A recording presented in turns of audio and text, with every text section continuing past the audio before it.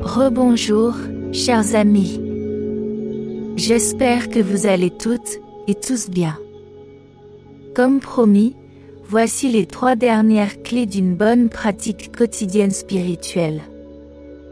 Il peut être très facile d'être pris dans la mêlée de votre journée lorsque vous vous déplacez d'une tâche à l'autre.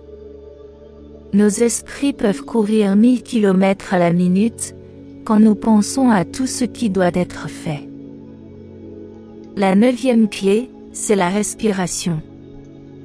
Une pratique spirituelle, facile à intégrer dans votre vie de tous les jours, est donc de prendre 1 minute entière par jour pour vous arrêter et respirer. Réglez l'alarme sur votre téléphone et quand il s'éteint, arrêtez tout ce que vous faites. Fermez les yeux et respirez. Concentrez-vous sur l'afflux et l'écoulement de votre souffle. Concentrez-vous sur le mouvement de votre poitrine quand vos poumons se remplissent d'air.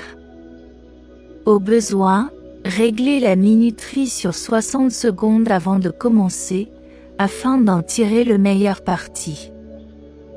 Après cette courte minute, vous serez plus centré et ancré pour continuer le reste de votre journée. 10e clé, ne plus se nourrir de mauvaises nouvelles. Si vous avez tendance à trop écouter et découper les informations à la télé, radio, etc., alors éteignez vite votre téléviseur ou votre radio, ou même Internet, et vous serez vite étonné de constater, après seulement quelques jours, à quel point vous vous sentez mieux de ne plus être constamment bombardé de cette négativité. Si nous basons nos opinions sur l'état du monde, uniquement sur ce que les nouvelles nous disent, nous pourrions penser que très peu de bien se produit. Après tout, pendant des décennies, le mantra des nouvelles locales a été « Si le sang coule, le sujet sera porteur ». Les mauvaises nouvelles sont toxiques pour notre esprit, et même pour notre corps. Ceci est particulièrement vrai pour les femmes. Donc, souvenez-vous désormais que, ne plus vous nourrir de mauvaises nouvelles, peut raviver votre bien-être mental, émotionnel, physique et spirituel. Vous remarquerez absolument une différence, notamment si vous êtes un drogué des infos. 11e clé, passer du temps dans la nature. Il y a quelque chose de magique dans la reconnexion avec la nature. Pour moi, cela apporte un sentiment presque immédiat de calme et de connexion avec le monde qui m'entoure. Le temps ralentit. Je me sens en paix. Je suis en admiration devant la beauté qui m'entoure. Je ressens un véritable émerveillement. Trouvez une place dans la nature qui vous appelle, et engagez-vous à y aller régulièrement. Remarquez ce qui vous attire dans cet endroit. Comment vous y sentez-vous mentalement et physiquement? De quoi prenez-vous conscience?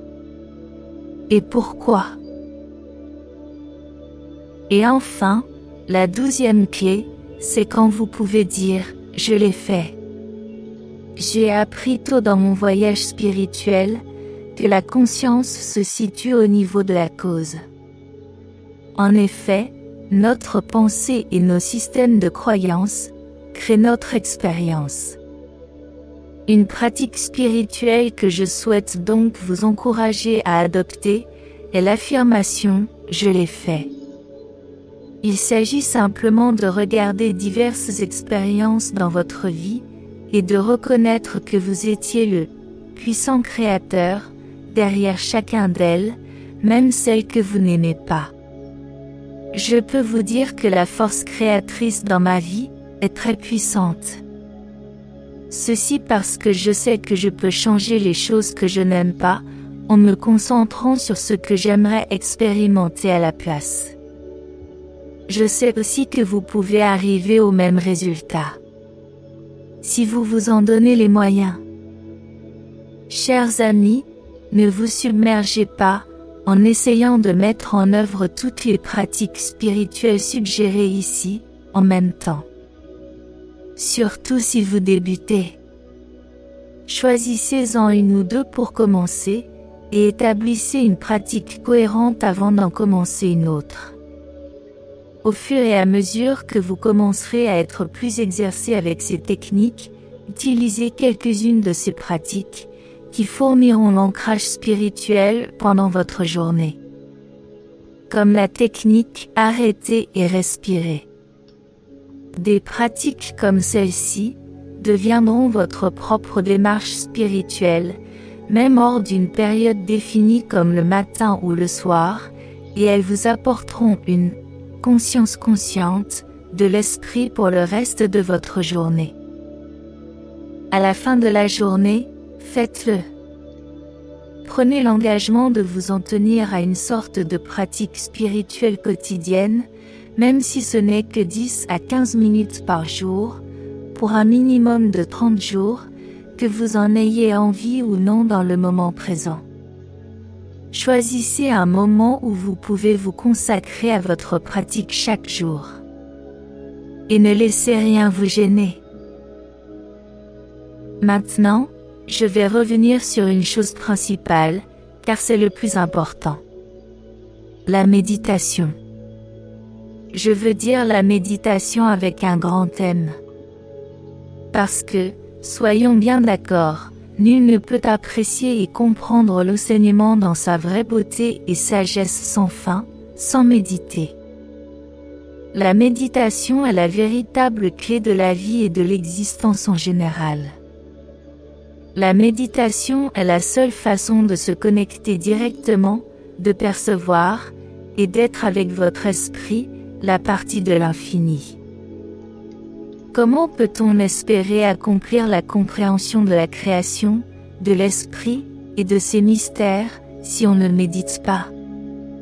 Comment peut-on espérer apprécier tout le travail acharné que les maîtres de sagesse de la galaxie ont fait, dans le cadre de cette mission? Comment pouvez-vous apprécier la création, si vous ne pouvez pas la sentir dans les fibres les plus profondes de votre corps? Comment peut-on vraiment comprendre cette mission, si on manque peut-être la plus grande pièce du puzzle? Comment peut-on savoir ce que c'est vraiment d'être neutre et égalisé? Comment peut-on connaître l'équilibre? L'humain porte un esprit qui ne meurt pas, et qui ne dort pas pendant le sommeil le plus profond. Il enregistre toutes les pensées et les émotions.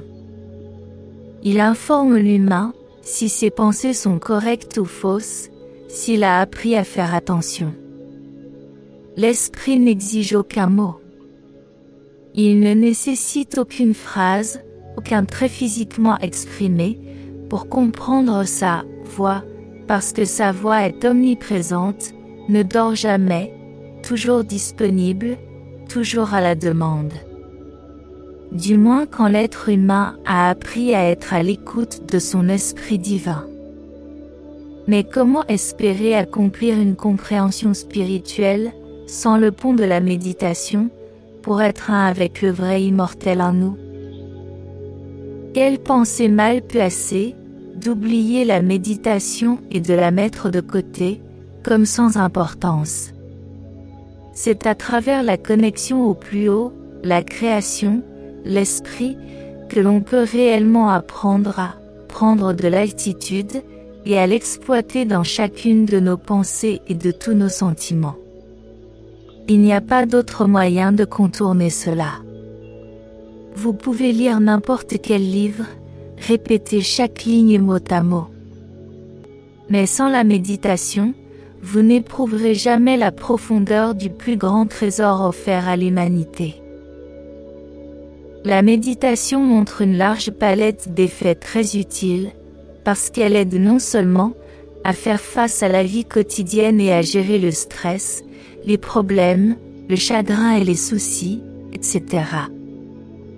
Mais elle calme aussi, et crée la paix intérieure, l'égalité, la joie, la liberté intérieure, et l'harmonie. De plus, grâce à la méditation, les exigences de sommeil peuvent être contrôlées et limitées.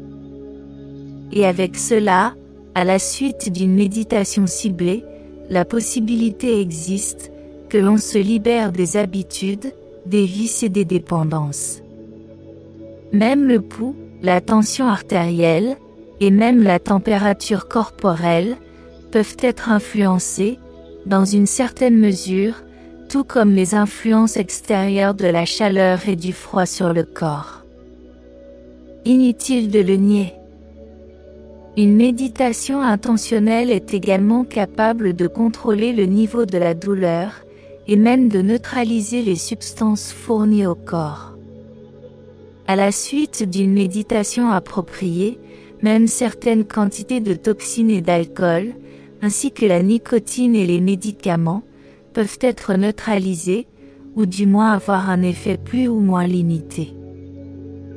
Un autre usage de la méditation consiste à mieux apprécier la vie, à accepter les changements avec plus d'équanimité, à mieux gérer les pertes, à vivre plus consciemment, à ressentir davantage pour les autres et à avoir plus de sentiments pour les autres, à aimer créer le véritable amour, faire face à la mort avec compréhension et sans inquiétude, et sans haine, mais plutôt dans un profond respect, et maîtriser la douleur avec dignité et dans la compréhension de la réalité. Comme vous vous en doutez, il existe plusieurs types de méditation, chacune offrant plusieurs avantages différents. Cependant, le principal point de départ est de pratiquer des exercices de méditation qui consistent à lâcher complètement toutes les pensées et à se connecter au vrai calme intérieur. Également, de pratiquer certains exercices d'auto-guérison par la méditation et visualisation créatrice. Certes, cela ne se fera pas du jour au lendemain. Et si vous débutez, il faudra peut-être que vous affrontiez d'abord vos pires craintes. Mais si vous utilisez votre volonté pour guider votre mental, à travers les négatifs nécessaires du plus grand outil possible qui soit pour comprendre la création, alors seulement vous deviendrez vraiment invincible sur le plan intérieur. Ce n'est que grâce à l'exploitation et la compréhension de l'esprit, et du royaume des énergies plus fines, que l'on peut porter leur évolution au niveau suivant. Vous n'en êtes pas encore là, je sais, mais gardez quand même cela en mémoire.